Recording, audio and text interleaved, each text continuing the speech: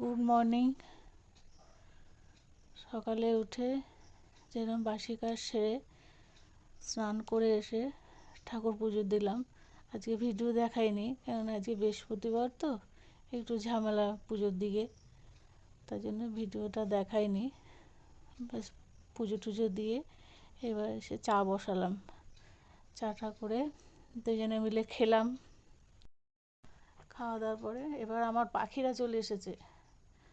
তারপর ধরো আজকে খুব বৃষ্টি, সকাল দিয়ে খুব বৃষ্টি হচ্ছে, ভোর রাত্রির থেকেই বৃষ্টি হচ্ছে, সকালবেলাও দেখছি খুব বৃষ্টি হচ্ছে।